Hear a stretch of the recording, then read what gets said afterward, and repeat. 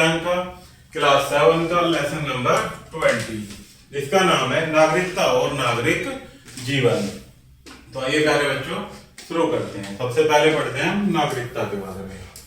राष्ट्र में राष्ट्र के व्यक्तियों के साथ साथ विदेश के व्यक्ति भी निवास करते हैं। राष्ट्र में निवास करने वाले प्रत्येक व्यक्ति को नागरिक नहीं कहा जाता। नागरिक वह व्यक्ति है जिसे राष्ट्र की नागरिकता के साथ साथ राजनीतिक अधिकार भी प्राप्त होते हैं। तो नागरिक कौन है प्यारे बच्चों? जिसे उस देश की जिसमें वह रह रहा है उसकी राष्ट्रीयता के साथ साथ राजनीतिक अधिकार भी प्राप्त होते हैं। जैसे कि वह किसी भी चुनाव में अपना वोट डाल सकता हो और उसके वहां की राजनीति की सभी शक्तियां उसे प्राप्त हो। भारत भूमि की सीमा में निवेश करने वाले सभी नागरिक क्या कहलाते हैं? भारतीय कहलाते हैं। विदेशों से आए हुए व्यक्ति जो भारत में अस्थायी रूप से निवास कर रहे हैं विदेशी कहलाते हैं।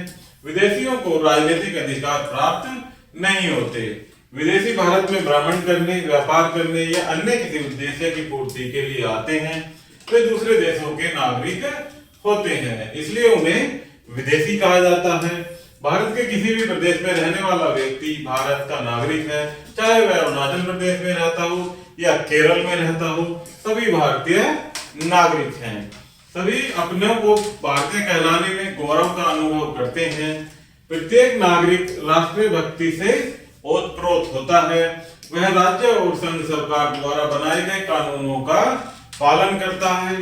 भारतीय माता पिता से भारत भूमि में जन्मा प्रत्येक शिशु जन्म से ही भारत का नागरिक बन जाता है और नागरिक का यह अधिकार नागरिकता कहलाता है। जब वो नागरिक बन जाता है अपने देश का तो यह अधिकार क्या कहलाता है?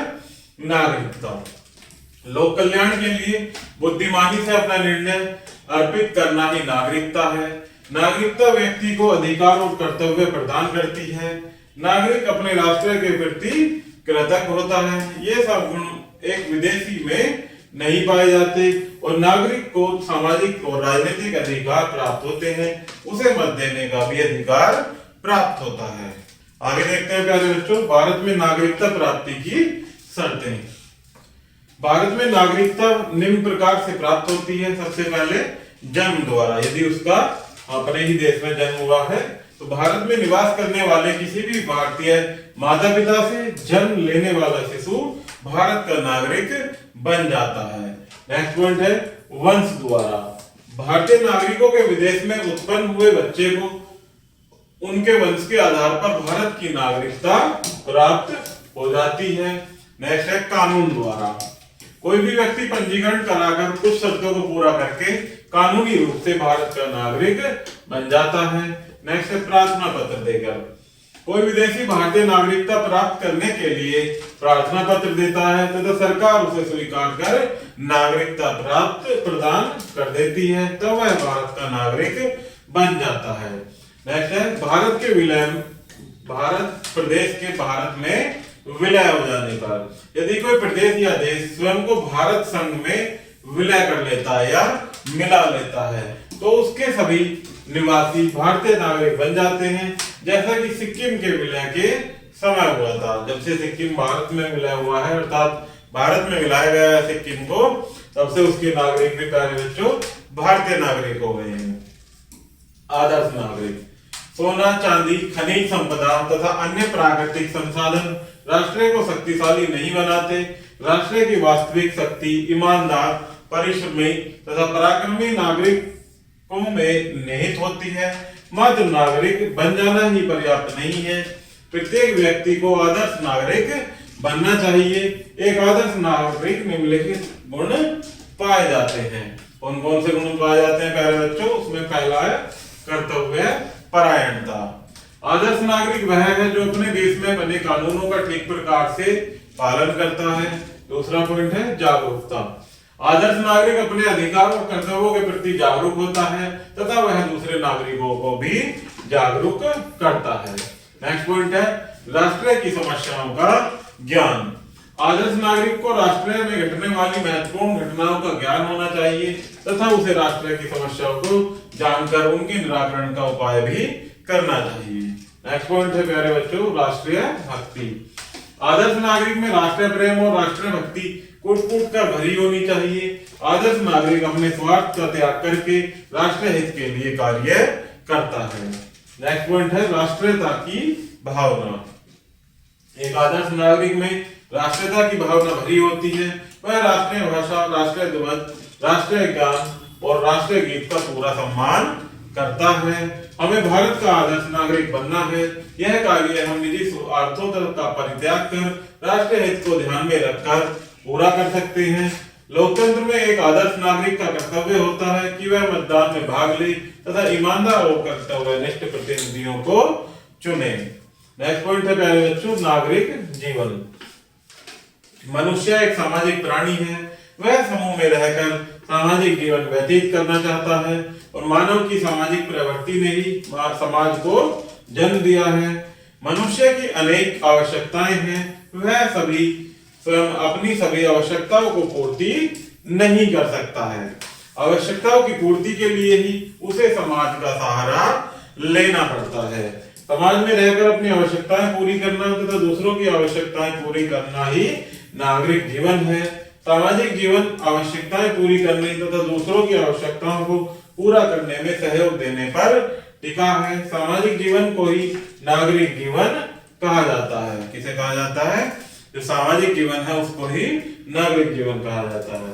नागरिक जीवन का आधार सहयोग, अधिकार एवं कर्तव्यों द्वारा बनता है। प्रत्येक व्यक्ति दूसरों से जो चाहता है वह उसके अधिकार हैं, परंतु उससे जो अपेक्षा रखता है वह उसके कर्तव्य हैं। नागरिक जीवन की संपूर्णता एवं सफलता अधिकारों की मांग के साथ साथ कर्तव्य पालन से जुड़ी है। प्रत्येक नागरिक के अपने परिवार, पड़ोस, समुदाय, समाज के प्रति कर्तव्य होते हैं। इन सबको पूरा करने के लिए उसे एक निश्चित प्रकार का व्यवहार करना होता है।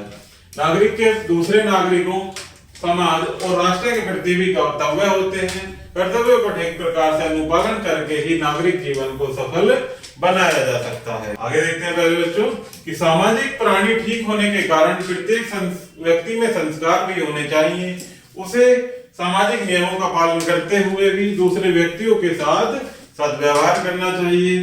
सभी के साथ मृदु व्यवहार करना हमारा नैतिक दायित्व बन जाता है। पंक्तिबद्ध होकर कार्य करना, उचित स्थान पर कूड़ा करकट डालना, बिजली का सदुपयोग करना तथा जल को व्यर्थ न बहाना और ठीक स्थान पर वाहन खड़े करना तथा सार्वजनिक संपत्ति की सुरक्षा करना नागरिक जीवन के आदर्श हैं। घायलों की सेवा करना, बीमार लोगों का जीवन बचाने के लिए रक्तदान करना, पड़ोसियों की मदद करना, बच्चों और बूढ़ों की उचित देखभाल करना, अंधे और असहाय लोगों की मदद करना, सभी वर्गों के सामाजिक उत्सवों में भागीदारी करना, आपराधिक घटना होने पर पुलिस को सूचित करना, ये सभी प्रत्येक नागरिक के प्रमुख कर्तव्य हैं। इन सभी कर्तव्यों का भलीभांति प्रकार से निर्वहन ही सामाजिक बोध कराता है। हम सभी को सामाजिक बोध को बढ़ाना चाहिए। सामाजिकता के लक्ष्यों को प्राप्त करने के लिए हम सभी को एकजुट होकर कंधे से कंधा मिलाकर प्रयास करने होंगे। आगे देखते हैं प्यारे बच्चों सड़क पर सुरक्षा। सभ्यता के विकास के साथ ही परिवहन के साधनों की संख्या बहुत अधिक बढ़ गई है।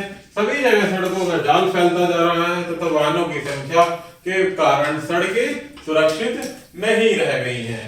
प्रत्येक वर्ष अनेक लोग सड़क दुर्घटनाओं में मर जाते हैं। सड़क दुर्घटनाएं व्यक्ति की अपनी गलती तथा दूसरे की गलती के कारण घटती है। इसलिए सड़कों पर सुरक्षा के लिए यातायात के नियमों का महत्व बढ़ गया है।